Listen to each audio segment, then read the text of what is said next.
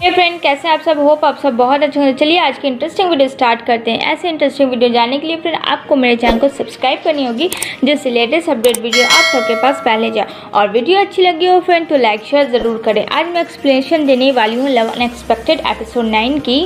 जिन्हें नहीं पता मैं बता दूं, ऑलरेडी मैंने 1 to 8 एक्सप्लेनेशन दे दिया है, तो आप मेरे डिस्क्रिप्शन लिंक में जल्दी से जाएं, वहां से जाके चेकआउट कर सकते हैं। तो हम लोगों ने एपिसोड 8 में देखा था किस तरीके से वहां पे जू और सी बात कर रही होती है अपने प्रोजेक्ट के बारे में कि वो सही है या गलत है। वहाँ पे वो सीन कट होती है। हम लोगों को एपिसोड 9 की शुरुआत में देखने को मिलेगा जू का कलीग काफ़ी चिल्ला रहा होता है ऑफिस में, और जू चुपचाप से खड़ा होकर सुन रहा होता है। जू का कलीग कहता है कि ये पॉसिबल कैसे हो सकता है सर, जबकि यहाँ पे कोई नहीं था, मैं और आप थे, और ये बात लिंक कैसे हो सकती है, कैसे मीडिया के पास ये बातें पहुँच सकती है, किसने हमारा वॉइस रिकॉर्डिंग चेयरमैन जियो को भेजा, आखिर किसकी दुश्मनी है हम लोग से जो हमारे ऑफिस को इस तरीके से नुकसान करवा रहा है, कौन है इसके पीछे। काफ़ी चिल्ला रहा होता है, काफ़ी दोनों लोग टेंशन में होते हैं फ्रेंड, क्योंकि प्रोजेक्ट हाथ से जा चुका होता है। जू ने काफ़ी उस प्रोजेक्ट पे पैसा लगाया हुआ होता है, उसे नहीं पता होता है कि शिखा डीड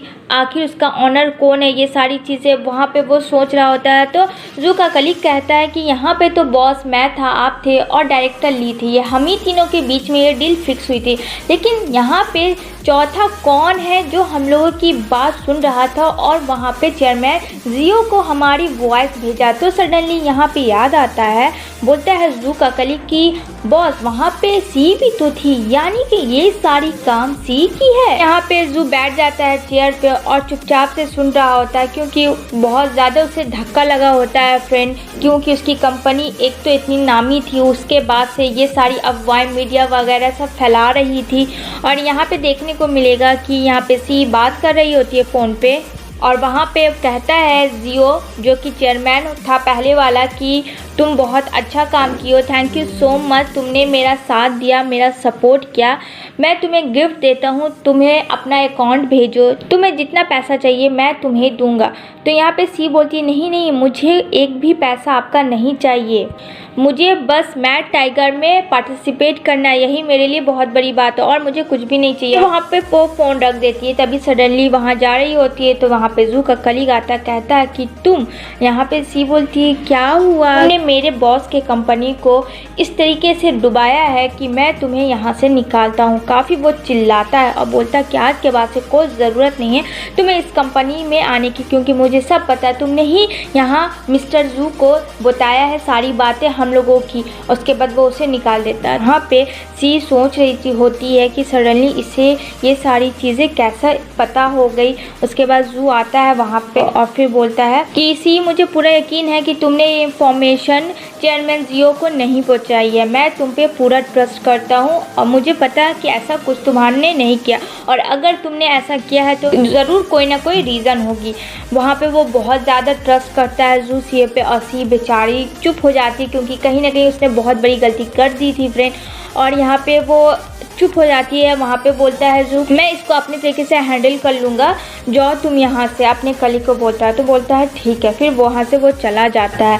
और यहाँ पे सी एकदम चुप हो जाती है, बहुत ज़्यादा सैड भी हो जाती है। तभी सडनली वो सोचती है कि किस तरीके से चेयरमैन जियो आता है उसके पास और उससे सारी चीज़ें डिस्कस कर रहा होता है, तो वो साफ मना कर देती है कि मुझे नहीं करना है आपके बारे में। और कहीं ना कहीं उसने ही फ्रेंड भेजा होता है बॉडीगार्ड के लिए, ताकि वो सारी इंफॉर्मेशन जू की दे पाए, और ये चीज़ मना कर देती है सी कि मुझे ये सब चीज़ नहीं करना है। लेकिन सडनली फ्रेंड वहाँ पे मैड टाइगर हो जाता है, जिसके वजह से सी का ध्यान थोड़ा भटक जाता है और उसकी वो बात मान लेती है, और ये सब दिलासा देता है चेयरमैन जियो कि मैं तुम्हें मैड टाइगर में जगह दिलवाऊंगा, वो भी नंबर 1 पोजीशन में, बस तुम्हें मेरा इतना ही से तो काम करना है कि जो भी इंफॉर्मेशन है बस मुझे कलेक्ट करना है।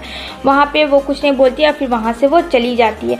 उसके बाद नेक्स्ट सीन में देखने को मिलेगा फ्रेंड, यहाँ पे बैठी होती है सी और सडनली उसे कुछ भी इमोशन फील नहीं हो रहा होता। कहती है कि नहीं नहीं कुछ नहीं गलत होगा, सब ठीक है सब ठीक है, वो बोलती है। तभी उसकी नज़र पड़ती है अपने एक्स बॉयफ्रेंड पे जो आ रहा होता है। और यहाँ पे बता दूँ फ्रेंड कि उसका जो एक्स बॉयफ्रेंड है अब उसकी बहन दोनों एक दूसरे को डेट कर रहे होते हैं। तो यहाँ से सी हट जाती है उन दोनों के बीच से। जब से उसे पहले ही से पता होता है कि उसकी बहन उसे चाहती है तभी से वो हट जाती है। और यहाँ पे बोलती है कि जी तुम यहाँ क्या कर रहे हो। तो कहता है कि मुझे मिलना है चेयरमैन जू से। काफ़ी गुस्से में होता है। फ्रेंड बोलता है एंड वक्त पे मेरा प्रोजेक्ट वो कैसे रिजेक्ट कर सकता है। यहाँ पे सी काफ़ी समझाने की कोशिश करती है उसे कि प्लीज़ मत जाओ, यहाँ पे बात बनेगी नहीं, बात बिगड़ जाएगी, क्योंकि अभी वो किसी से बात नहीं करना चाह रहे हैं। तो कहता है यहाँ पे उसका एक्स बॉयफ्रेंड कि तुम्हें इतना प्रॉब्लम क्यों हो रहा है, तुम उसकी इतनी साइड क्यों ले रही हो। हाँ, उसके बाद बोलती है अच्छा ठीक है चलो। वहाँ पर आता है तो यहाँ पर उसका कलीग कहता है कि तुम यहाँ क्या कर रहे हो। तो यहाँ पर बोलता है जू कि तुम जाओ यहाँ से। वहाँ पे उसका कलीग चला जाता है, बोलता है जू बैठो। वो खड़ा होकर गुस्से में देख रहा होता है और पीछे खड़ी होती है सी। और यहाँ पे जू बोलता है ठीक है, मुझे पता था तुम मुझसे ज़रूर मिलने आओगे डिस्कस करने के लिए। तो तुम्हारे पास अब 3 मिनट का टाइमिंग है और 3 मिनट में तुम्हें जो बोलना है तुम बोलो, मैं चुपचाप से सुनूंगा। अब वो उसको देखता है कि 3 मिनट, वो सोच रहा था तभी पीछे से कहती है जल्दी बोल दो, 3 मिनट तुम्हारे पास और 1 मिनट तुम्हारा निकल चुका। अगर नहीं बोलोगे तो वो किसी का नहीं सुनेगा। तो फिर यहाँ पे वो चिल्ला के बोलना स्टार्ट करता है कि आपकी हिम्मत कैसे हुई मेरे प्रोजेक्ट को रिजेक्ट करने के लिए एंड वक्त पे, क्या समझ के किए आप। आपको पता है एमएमए फाइटर में लड़कियां कितनी एक्साइटेड थी वहां जाने के लिए, वहां पार्टिसिपेट करने के लिए।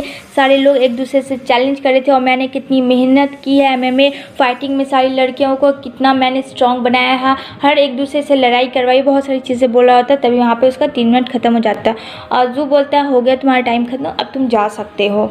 उसके बाद सी उसके पीछे पीछे आती है और वहाँ पे उससे बात कर रही होती है अपने एक्स बॉयफ्रेंड से कि कोई ना, इतना टेंशन मतलब सब ठीक हो जाएगा। मैड टाइगर है ना हम लोगों के पास एक चांस, उसमें ज़रूर तुम ये चेयर कर रही रहती है। तो वो काफ़ी स्माइल करता है और सडनली उसे कुछ होता है। सी वहाँ से चली जाती है और यहाँ पे उसका एक्स बॉयफ्रेंड उसे देखता है किससे क्या हो गया, चली गया। वहाँ पे वो सीन कट होती है। नेक्स्ट सीन में देखने को मिलेगा फिर यहाँ पे जू खड़ा होता है शावर लेके, वहाँ पे सी आती है और उसे देखती है, कहती है क्या हुआ बोलोगे भी या खड़ी रहोगी। तो बोलती है सी कि हाँ मुझे पता है कि मैं क्या बोलूँ, मुझे समझ नहीं आ रहा, लेकिन फिर भी मैं बोलूँगी। बोलती है कि मुझे पता है सीखा डियर बहुत ज़्यादा इम्पोर्टेंट था प्रोजेक्ट आपके लिए, लेकिन ये सब हो गया मेरी वजह से। आई एम सो सॉरी, मुझे नहीं पता था कि वो मेरे से इस तरीके से मिसयूज़ कर लेगा मेरा। मुझे एक बार भी अगर पता होता कि इससे आपके कंपनी को इतना नुकसान होगा तो कभी मैं ये नहीं करती। मैंने अपने बारे में सोचा, आपके बारे में एक बार भी नहीं सोचा। आई एम रियली सॉरी, मैं जितना सॉरी बोलूँ मेरे लिए कम ही होगी। तो वहाँ पे जो बोलता है कोई बात नहीं, जो हो गया सो होने दो, अब क्या करना वो मुझे पता है। उसके बाद फिर जैसे फ्रेंड वो सोने वाला होता है तब सडनली फिर से आ जाती है। सी कहता है अब क्या हुआ, तो फिर से वो अपना लेक्चर स्टार्ट कर रही हो। कहता है जू ये तो ऐसे माने ही नहीं, कहता पीछे घूमो। सी तो पीछे घूमती है और वो उसे धक्का मार के निकाल देता है कि जाओ यहाँ सब, मुझे सोने दो, रात बहुत हो गया, तुम भी सो जाओ। और यहाँ पे फ्रेंड बहुत सीन कट होती है। नेक्स्ट सीन में देखने को मिलेगा यहाँ पे उसकी बहन आ रही होती है सी की और उससे बात कर रही होती है कि कहाँ हो तुम जी, मैं आ गई हूँ तुम्हारे कंपनी। उसके बाद इधर से ये भी आ रहा होता है फ्रेंड, जू भी और उसका कलीग भी, मीटिंग हो रही होती है। तभी सी की बहन गिर जाती है और जैसे ही गिरती है फ्रेंड तो वो अपना हाथ देखती है कहीं उसके हाथ पे मोच तो नहीं है। और तभी नज़र पड़ जाती है यहाँ पे जू की उसके ब्रासलेट पे जो पहनी हुई थी उसके हाथ में। तो वो उसे हाथ देता है, उठाता है, उसे हाथ पकड़ा रहता है तो वो हटा देती, कहती है कि क्या कर रहे हो तुम। और फिर देखती है कि अरे जी तुम आ गए। जी वहाँ खड़ा होता है, फिर उसे वो लेकर चला जाता है। और यहाँ पे जू देखता है कि ये कौन है, बोलता है कि सर चलिए लेट हो रहा है। तो बोलता है जू कि कैंसिल करो मीटिंग, मुझे नहीं जाना है। तो यहाँ पे उसका कलीग कहते किसी हो क्या गया। फिर यहाँ पे वो बैठी होती, दोनों यहाँ पे डेट कर रहे होते हैं, सी की बहन और उसका एक्स बॉयफ्रेंड। सी की बहन जो है फ्रेंड उसका वो बॉयफ्रेंड भी है, साथ में उसका बहुत अच्छा कोच भी है, उसकी बहुत केयर भी करता है।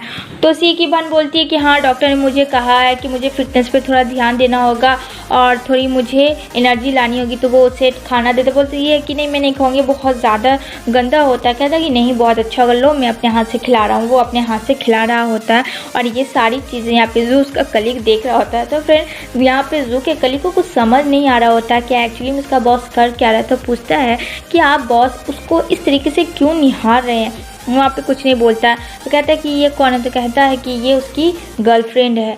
तो बोलता है जू का कलीग, ओ अच्छा ये दोनों गर्लफ्रेंड बॉयफ्रेंड है। और उसके बाद फ्रेंड वहाँ पे वो चला जाता है और यहाँ पे सी भी आ जाती है दोनों से मिलने के लिए, अपनी बहन योनजू से और जी से। तो यहाँ पे एक दूसरे से लोग बात कर रहे होते हैं फ्रेंड, और यहाँ पे वो तो मिलना नहीं चाहती थी, लेकिन वहाँ पे जी की वजह से की बहन मिल लेती है सी से। उसके बाद फिर वहाँ पे फ्रेंड वो सीन कट होती है। नेक्स्ट सीन में देखने को मिलेगा जू का कलीग और यहाँ पे सी की फ्रेंड दोनों बात कर रहे होते हैं आपस में।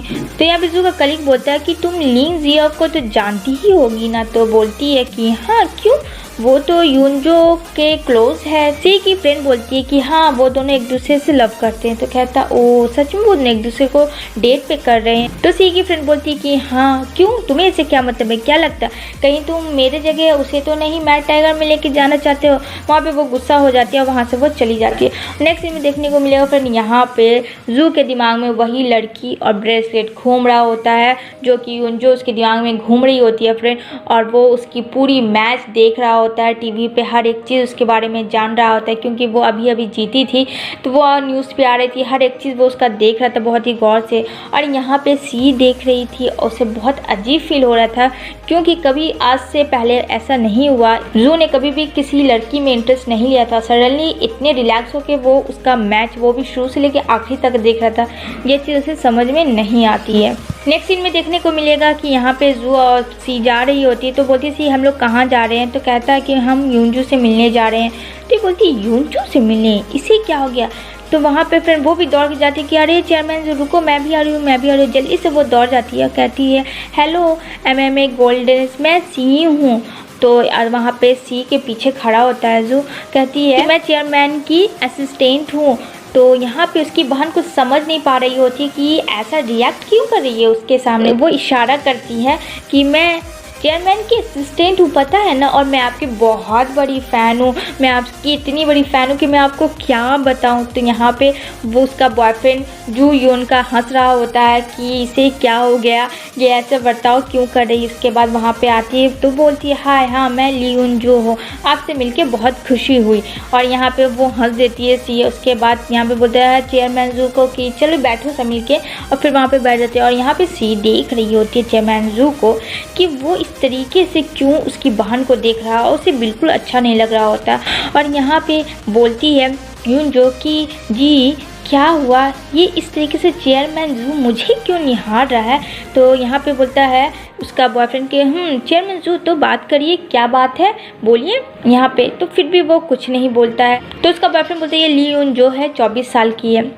उसके बाद यहाँ पे फ्रेंड इसे जोश आ जाता है हमारे जू को, और उसके बाद उसको बताता है कि जब तुम 12 साल की थी तो तुमने नेशनल चैम्पियन में पार्टिसिपेट किया था, और जब तुम 20 साल की हुई तो तुमने एशियन गोल्डनेस में जीता था। जब तुम 21 साल में हुई तो तुमने जापानीज से और ओजावा में लड़ाई से तुमने जीता था। वो सारा चीज़ बता रहा होता है। और यहाँ पे सी यूनजो और जी सब एक दूसरे का मुँह देख रहे होते कि ये सारी चीज़ें इसे कैसे पता है शुरू से लेके लास्ट तक का। और फिर बोलता है कि अब तुम MMA गोल्डनेस भी बन गई हो, कल की डेट में मैंने वो भी न्यूज़ देखा। और यहाँ पे सी काफ़ी टेंशन में थी फ्रेंड क्योंकि उसे बिल्कुल अच्छा नहीं लग रहा था। वो सोच रही थी कि रात दिन मैं इसके साथ असिस्ट करती हूँ लेकिन आज तक इसे मेरे खाने पीने के बारे में कुछ नहीं पता, क्या अच्छा है क्या बुरा है। लेकिन मेरी बहन के बारे में ये सारी चीज़ इतना डीपली से कैसे जाना जो मुझे भी नहीं पता है। ये काफ़ी वो सोच रही थी। और फिर बोलता है जू कि अब तुम खेलना चाहती हो मैड टाइगर में। और यहाँ पे बोलती है उसकी बहन यून जो कि हाँ, और तो ये सब आपको कैसे पता। तो जू कहता है कि अभी तुमने वहाँ पे साइन किया है ब्लैक ड्रैगन में पार्टिसिपेट करने के लिए मैच में, बॉक्सिंग चैम्पियन में, तो उम्मीद करता हूँ इस बार भी तुम ही जीतोगी। वो काफ़ी शौक में होती है तो मिलाता है जू हाथ, वो भी शेक हैंड कर लेती है कि हाय मैं हूँ यूनजो। और ये सारी चीज़ें देख रही होती है सी। और सी यहाँ पे बहुत ज़्यादा नर्वस हो जाती है फ्रेंड क्योंकि उसे लग रहा होता है कहीं ना कहीं कुछ गलत हो रहा है उसके साथ। ये एपिसोड यहीं पे एंड होती है फ्रेंड। आई होप ये वीडियो आप सबको अच्छी लगी हो। फिर मिलेंगे नेक्स्ट वीडियो में, तब तक के लिए बाय बाय, टेक केयर।